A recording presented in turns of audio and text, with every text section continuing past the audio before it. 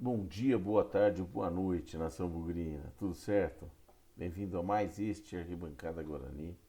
Hoje o número 280, no pós-jogo feliz de São Bento 0, Guarani 1. Resultado importantíssimo, né? Primeiro agradecer a todo mundo, muito obrigado pelas participações. Lembrando também da dona Claíra, né, que eu no último filme comentei que ela havia me cumprimentado em Campinas durante a hora do almoço na sexta-feira, mas não citei o nome dela. O filho dela ainda mandou um salve, o Vitor, mandando, comentando, dizendo o nome dela. Senhora Dona Claíra, muito obrigado. Foi um prazer conhecer a senhora e é sempre um prazer a participação de vocês. Tomara que cada vez mais a gente tenha a participação de vocês, tá bom? Você fique com a gente sempre. Muito obrigado. Enfim, vamos lá, vamos falar desse jogo. Um resultado super importante, uma condição absolutamente desfavorável. Dois comentários antes de falar da parte técnica. Primeiro, participação da torcida do Guarani. Sempre em Sorocaba tem uma participação muito boa. E aí não bastasse as últimas razoáveis participações nossas no Brinco de Ouro, a presença de público, hoje a gente só ouvia a torcida do Guarani lá em Sorocaba. Então foi uma festa, foi muito legal. Parabéns para a torcida, parabéns para quem foi, uma chuva desgraçada, fizeram muito barulho, muito legal. Dois, que vergonha aquele campo, não? É um absurdo ainda a gente aqui no Brasil ter que disputar uma partida num gramado daquela condição, naquela falta de condição. O segundo tempo foi uma vergonha do ponto de vista esportivo, absurdo. Não deveríamos admitir, né, esse tipo de qualidade de gramado no campeonato, principalmente no Campeonato Paulista, em todos os campeonatos. Aquilo é inadmissível, não dá para praticar futebol aqui no negócio. Enfim, começando pela escalação, uma escalação que trouxe algumas surpresas e trouxe algumas mensagens. Então o Guarani começou hoje com Tony, Alvarinho, Lucão, Luciano Castan e Jamerson, Matheus Barbosa, Richard Rios, Giovanni Augusto, Isaac, Bruno José e Gênison. Primeiro assunto, primeiro fato que conseguimos extrair dessa escalação. O Kozlinski parece que perdeu a posição, né? Eu não acho que o Tony vem fazendo más partidas, nada disso.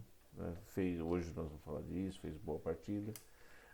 Mas me parece um pouco, enfim, seria interessante a gente entender melhor isso. Não acho o Tony muito melhor que o Kozlinski, ou melhor até que o Kozlinski, tenho minhas dúvidas.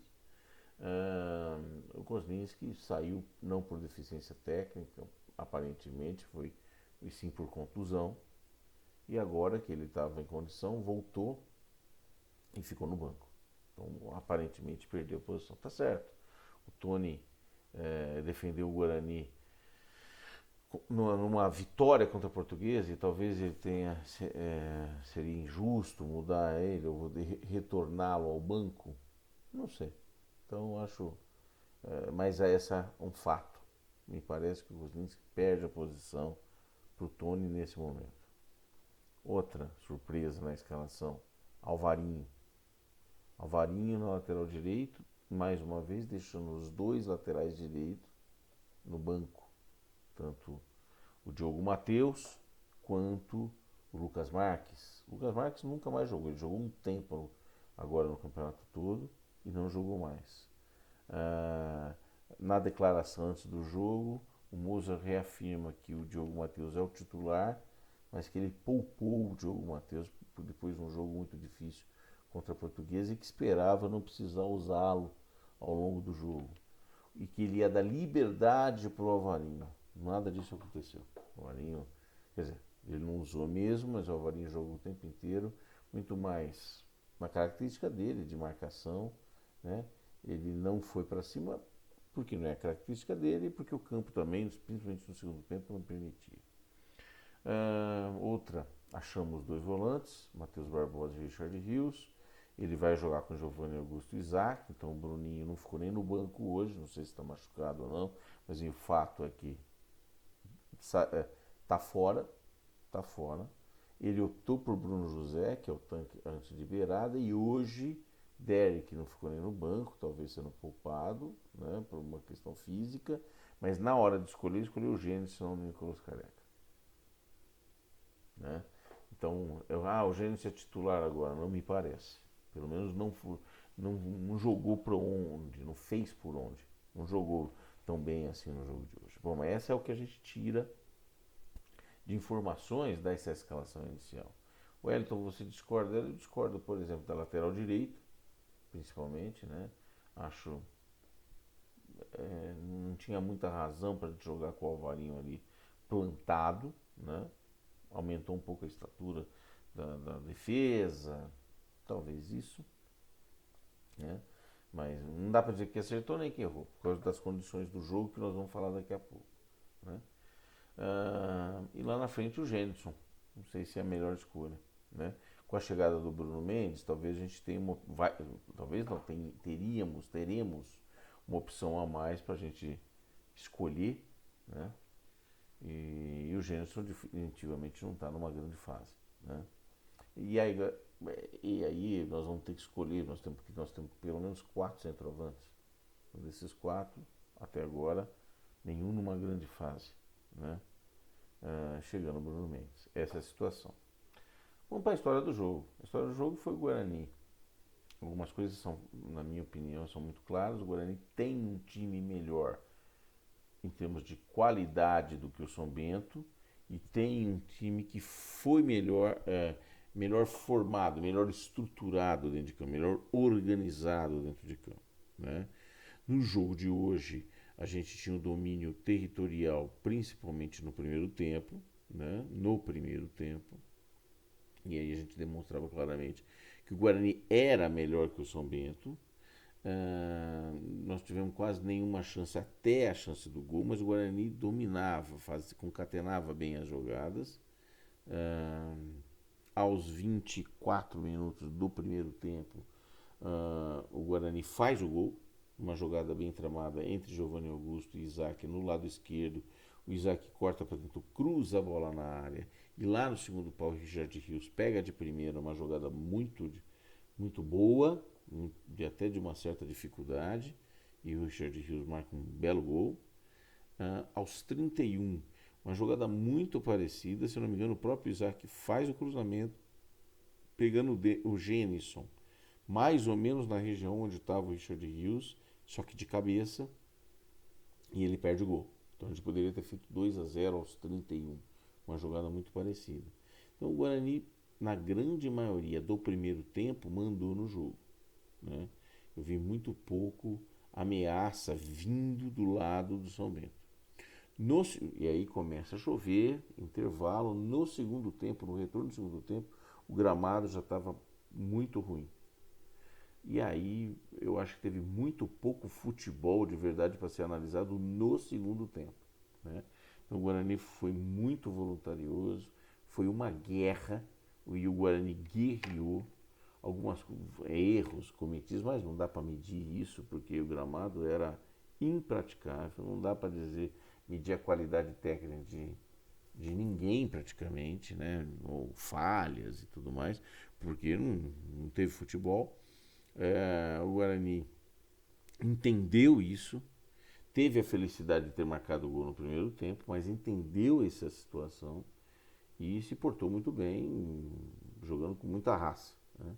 E aí, claro, o São Bento tinha mais a posse de bola, o São Bento jogava mais no campo do Guarani, mas não me lembro de grandes, enormes ameaças.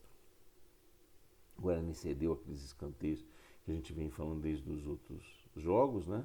Mas se portou bem, suportou a pressão. Chegamos a mais uma vitória que foi fundamental. Com essa vitória, o Guarani agora tem 10 pontos em 8 jogos, né? 3 vitórias, 1 empate e 4 derrotas. Tem 8 gols pró, 8 gols contra, saldo de 0, um aproveitamento de 42%. Isso leva o Guarani à terceira posição do grupo. Nós estamos a 1 ponto do Lagoa Santa e a 1 ponto do São Paulo, né?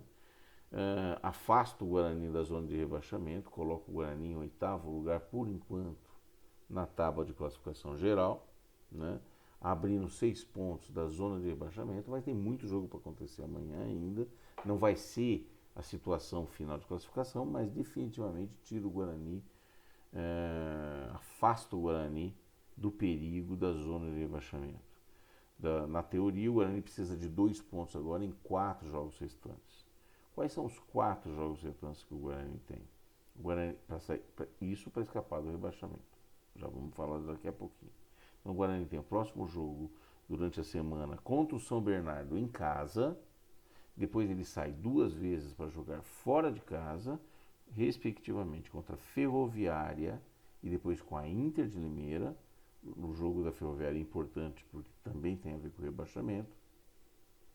E fecha a primeira fase do campeonato com o Palmeiras dentro do Brinco de Ouro, né? Então não é uma sequência fácil, porque o São Bernardo, que é o próximo jogo em casa, é o segundo da tabela. Está fazendo uma boa campanha. Não é um grande time, não, mas é possível ganhar? Até, mas não é um jogo fácil. Depois, 2 jogos fora, com times ameaçados e tudo mais. E o Palmeiras, que vem sendo o líder absoluto do campeonato, depois dentro de casa. Então, felizmente conseguimos essa vitória para tirar a corda do pescoço e poder buscar esses 2 pontos com mais tranquilidade. Wellington, mas agora nós estamos olhando para cima. Podemos ter a classificação. Matematicamente, sim. Vamos esperar o resultado amanhã, de Água Santa, que joga contra o Palmeiras, e o São Paulo, que joga contra o Santos. Então, depois de amanhã, a gente vai poder dizer das reais chances do Guarani para classificar. E sim, agora está na briga também pela classificação, mas não é fácil. Não é fácil pela sequência que tem e pelo tudo de pontos que deixou para trás, certo? Seria muito importante para o Guarani, pelo fato de não participar da Copa do Brasil esse ano e ter mudado os critérios de classificação, participar ou classificar para a próxima fase aumentaria muito a chance do Guarani de participar da Copa do Brasil no ano próximo, ok? Bom, é isso. Também parece, o que eu esperava do Guarani antes do jogo de hoje, que o Guarani pudesse demonstrar uma evolução em relação ao jogo contra a Portuguesa e que a gente tivesse a percepção de que o Guarani começa a se acertar, começa a estruturar um time, pelo menos até o meio de campo, ainda não no ataque, defesa arrumada e tal, e a gente pudesse já ter esse tipo de percepção. Alguns podem falar, teve mais de uma vitória, 2 vitórias seguidas, então dá para a gente dizer isso. Não acredito nisso. Acho que hoje não dá para avaliar isso. Infelizmente, não porque foi ruim, mas porque o Guarani jogou numa condição, principalmente no segundo tempo, absolutamente que não tem nada a ver com o jogo. Nós ganhamos, o resultado foi importante, nós tivemos tempo suficiente para demonstrar futebol no primeiro tempo e no segundo tempo demonstrar muita raça. Então, esse é o balanço. Esperamos poder fazer isso contra o São Bernardo e jogar um melhor futebol para a gente ter uma ideia se o Guarani realmente está estruturando. Vamos fazer as avaliações individuais. Então, começando pelo goleiro, o Tony, acho que fez boa partida, segura, não foi muito exigido, mas era um campo muito difícil, principalmente no segundo tempo, muito difícil e perigoso. E o Tony se mostrou bem, 6. Alvarinho, não comprometeu, mas ele é um zagueiro que joga ali na direita, tem sido utilizado na lateral direita como poste, né? 5,5. A zaga, sempre muito segura, sem brincar, sem falhas importantes, muito bem pelo alto, nos cruzamentos. Lucão 6, Luciano Castan 6. Jamerson, o campo impossibilitou e atrapalhou muito a performance dele, mas ele é sempre grande, voluntarioso, rápido, raçudo. 5,5. Matheus Barbosa, o último jogo obviamente fez uma melhor partida, mas acertamos o volante, foi razoávelzinho aí, 5,5. Richard Rios é excelente em termos de qualidade técnica, antes do gol fez uma jogada muito bonita pela lateral direita, cruzou a bola, antes de cruzar a bola, limpou a jogada, meteu uma caneta no cara, fez jogada de linha de fundo e tocou errado. E depois marcou um belo gol. Marcou um belo gol. Então ele é um cara que tem habilidade, é importante. Agora tem essa possibilidade de sair, que seria uma perda importante para o brasileiro. Mas o Richard Rios fez boa partida, nota 6,5. O Giovanni Augusto, eu acho, não fez má partida, mas não dá para dizer, não dá para avaliar. Né? Ele foi substituído aos 68 minutos, mas até os 68 minutos eu vou dar nota 5,5, porque o campo estava péssimo. Né? Isaac, 6, porque eu acho que também foi atrapalhado pelo campo, mas apesar disso ainda deu assistência para o Richard Rios e deu uma assistência que seria assistência se o Gênerson não tivesse perdido o gol no primeiro tempo. Bruno José, sempre esforçado, mas hoje o gramado não estava para ele, mais ou menos, 5, não comprometeu. Gênerson, 5, não está bem. Né? O campo normal não apareceu, o campo ruim foi atrapalhado como todos os outros, obviamente, mas ele é um cara de tamanho, que poderia tirar eventualmente alguma vantagem disso, não vi nada disso. 5. Dos que entraram, vamos falar de Alan Santos, o Enderson, Leandro Vilela, Mike e Nicolas Careca. Eles entraram no segundo tempo, todos, pelo menos a partir dos 62 minutos, né? E não dá para dizer que alguém comprometeu. Não, todos entraram com raça, todos entraram entendendo a condição ridícula do campo, e eu vou dar nota 5 para todos eles. Então, vitória importante, tem uma perspectiva diferente agora no campeonato, ainda não escapamos, precisamos fazer 2 pontos nos próximos 4 jogos, mas sim, a perspectiva é muito melhor, muito mais favorável do que a gente tinha até então, tá certo? É isso, esperamos que no próximo jogo a gente possa fazer uma boa partida em casa, e se a gente conseguir a vitória já contra o São Bernardo, está fora da questão do rebaixamento, e aí sim a gente pensa em alguma coisa maior, além de não cair para a Série 2, tá certo? Um grande abraço para vocês, um bom fim de final de semana e até mais. Um abraço, tchau!